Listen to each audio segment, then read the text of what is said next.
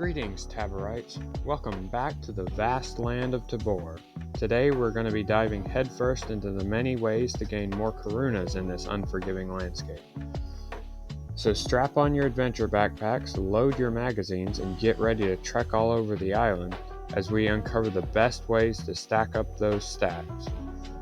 Before we embark on this journey, if you like my content and are a part of the 96.9% of people who aren't subscribed, hit that subscribe button. It's free and it would help us both out. Thank you. Now, in Ghosts of Tabor, money making can really be boiled down into two different categories, passive and active. These two categories can then be divided up further, but this is about as basic as you can get. To be able to effectively make money in Ghosts of Tabor, you must utilize both of these income sources to their fullest. This video will be divided up into two parts. First, we will cover passive, and then we will go over active. There will be an indentation in the video so you can skip to what you want to see, but if you're struggling to make money, I recommend watching the entire video.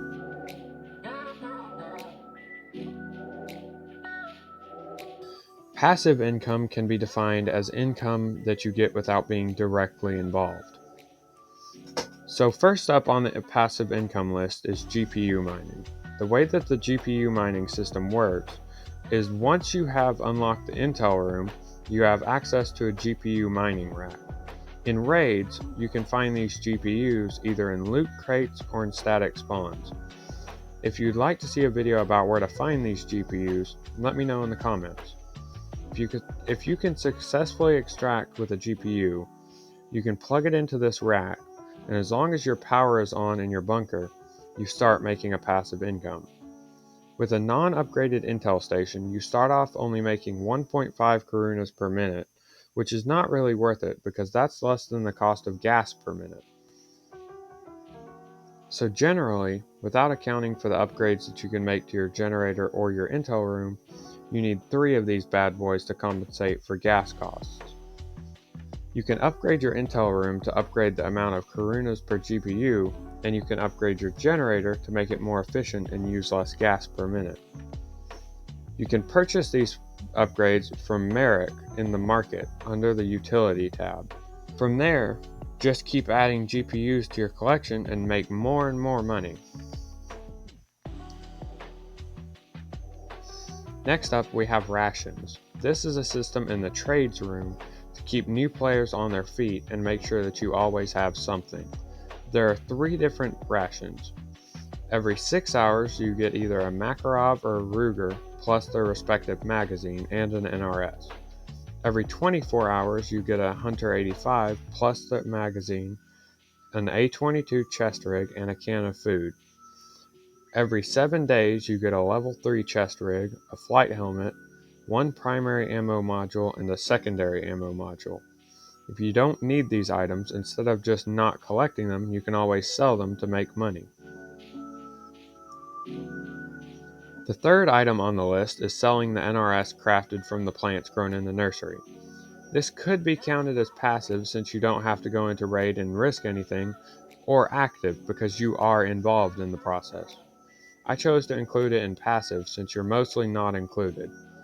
I'm not going to go into a nursery guide in this video, but if you'd like to see a guide to the nursery, let me know in the comments. If you have a surplus of NRS or Takistan Sun product, you can craft the product into NRS and sell to the Tabor Rehabilitation Hospital. Active income can be described as income that you are directly involved with. So the first item under active income is to sell stuff you don't need. An example I can relate to is scopes, night vision, and flashlights.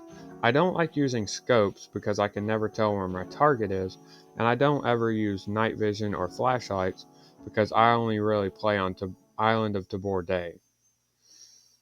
So when I pick up a scope, NVG, or flashlight in raid, when I get back to my bunker, I just sell it, because if I were to keep it, it would just be money sitting around, getting wasted. Another thing is, if you don't like a specific gun or gun type, don't collect it.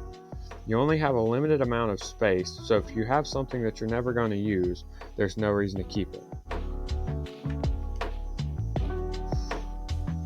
Next up, there are a few items that you can find in Raid that are worth a pretty penny. Some of these items include, but are not limited to, the car battery, the Mahina, and the streamer items. If you want to find a full list of items that can be found in Raid and sold, I will leave a link to the wiki page in the description. These items are all just junk, circuit boards and things like that. These items are only useful in the fact that they can be sold for money. Some of the items can be collected and given to the traders once collection missions are re-enabled, of course. Which that leads us into our next item, which is doing trader missions. All of the traders in Ghosts of Tabor have missions that can be done for money.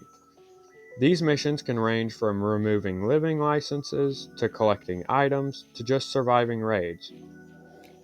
Each mission, when you select it, tells you what to do and how many karunas it will give. The amount of karunas generally scales with the difficulty of the mission. And there you go.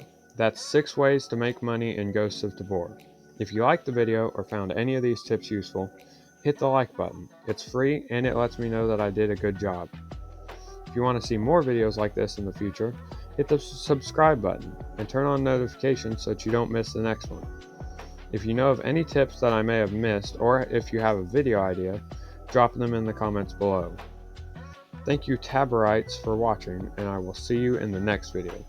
Have a great day.